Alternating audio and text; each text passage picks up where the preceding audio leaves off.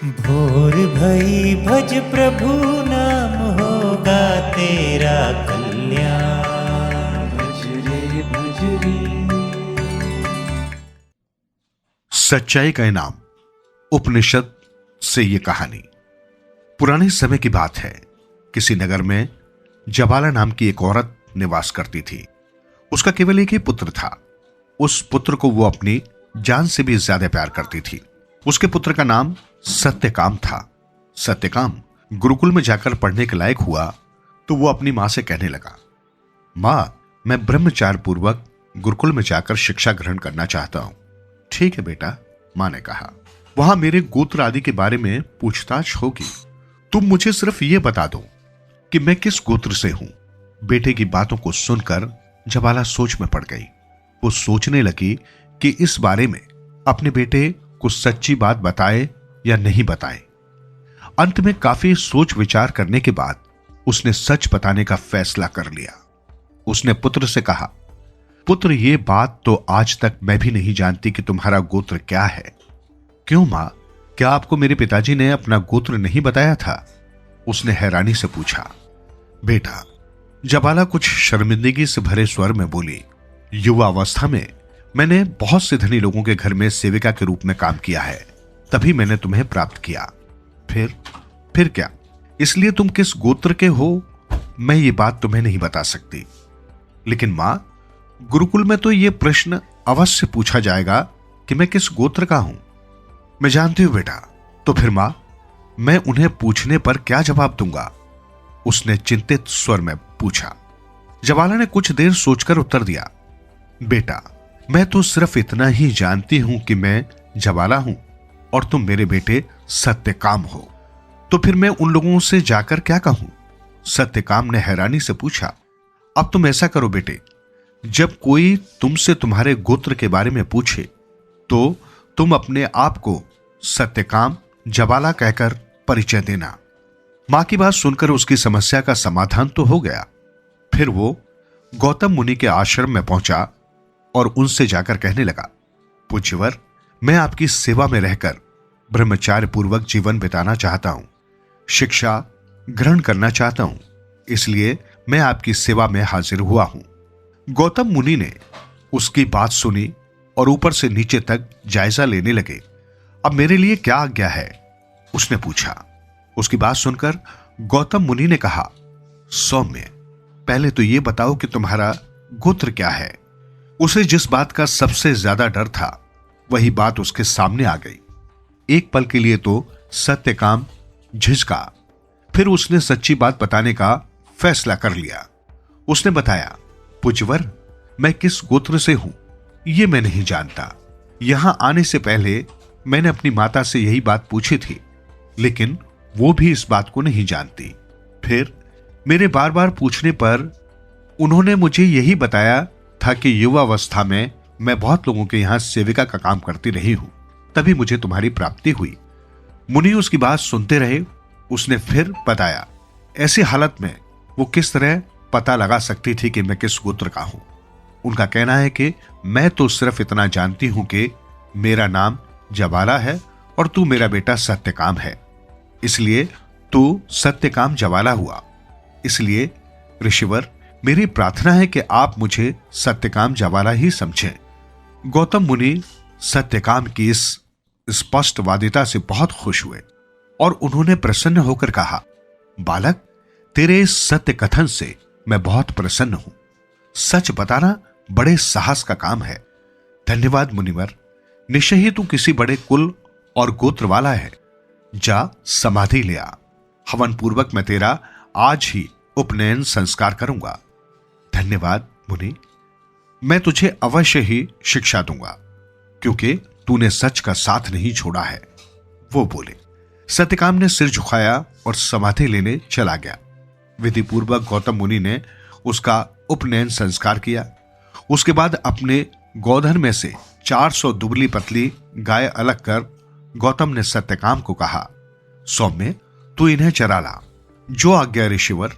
सत्यकाम ने गुरु की आज्ञा को फौरन स्वीकार किया और गायों को हाँकते हुए बोला, गुरुदेव, जब तक ये 400 गाय 1000 की संख्या में न हो जाएंगी, मैं इन्हें आपके पास उस समय तक लेकर वापस नहीं लौटूंगा। सत्यकाम उन गायों को लेकर कभी इस जंगल में तो कभी उस जंगल में भटकता रहा। उसकी देख रेख तथा सेवा भाव से गायों की संख्या में वृद्धि होने लगी। तब एक दिन उन गायों के साथ रहने वाले एक सांड ने सत्यकाम से बात की। सांड ने सत्यकाम से कहा, सत्यकाम, तुम जिस निष्काम भाव से हमारी सेवा कर रहे हो, उसके लिए मैं तुम्हें ब्रह्म पक्ष का उपदेश देता हूं। कैसा उपदेश? फिर उसने सत्यकाम को उपदेश सुनाया। सुनो सत्यकाम, चारों दिशाएं ही उस परमात्मा की 4 कलाएं हैं। इनको धारण करने वाला परमात्मा प्रकाश अपना ही रूप है। वृषभ इतना कहकर खामोश हो गया। सत्यकाम ने इससे आगे जानने की उत्कंठा व्यक्त की तो उसने ब्रह्म को जानने का अगला राज अग्निदेव से पूछने को कहा।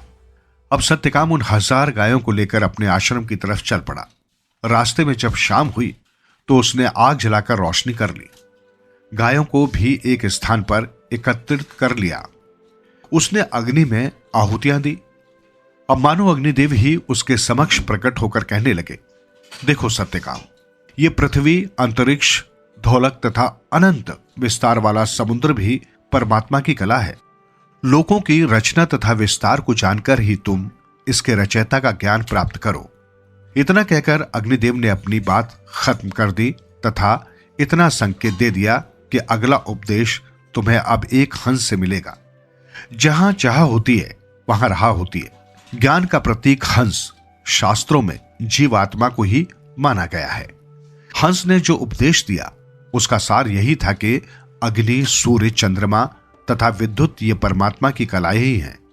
उपनिषदों में इस बात को बार बार बताया गया है कि सूर्य, चंद्रमा, तारों, विद्युत तथा अग्नि में जो प्रकाश है वो उनका खुद का नहीं है, अपितु परमात्मा का दिया हुआ है। वही ज्योतियों की ज्योति है। इस तरह सत्यकाम जबाला को हंस का उपदेश मिल गया। उसके साथ ही उसे ये संकेत भी मिला कि अगली बात तुम्हें जलचर, जल में रहने वाला पक्षी सुनाएगा। उपनिषद के रचयिता ऋषि को तो वृषम, अग्नि, हंस और जलचर को प्रतीक बनाकर अपनी बात कहनी है। सत्यकाम ये संकेत पाकर अपनी गायों के साथ फिर आगे बढ़ने लगा। उसे ज्ञान पाने की इच्छा थी। फिर आगे चलकर उसकी मुलाकात एक जलचर से हो गई। उस जलचर ने सत्यकाम को बताया, सत्यकाम, प्राण, मन, नेत्र, श्रोण अर्थात कान, मनुष्य की ज्ञान इंद्रियां और उसके मन तथा प्राण भी परमात्मा की कलाएं होती हैं।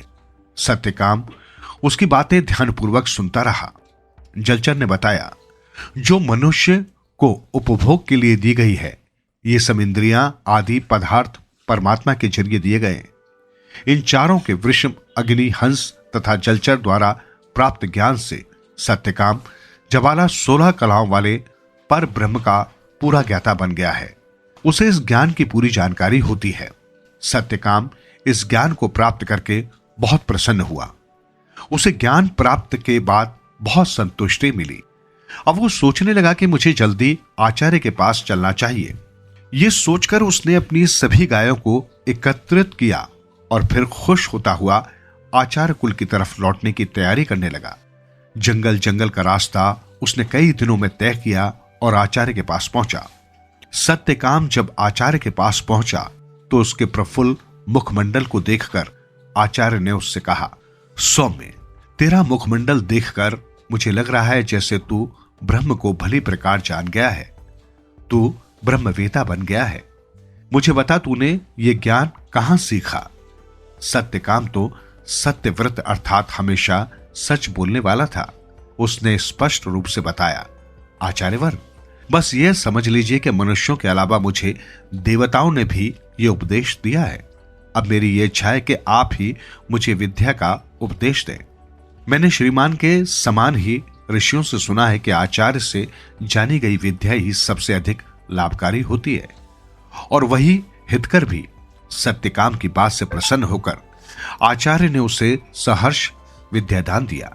इस तरह सत्यकाम का विद्याधन और भी अधिक बढ़ गया।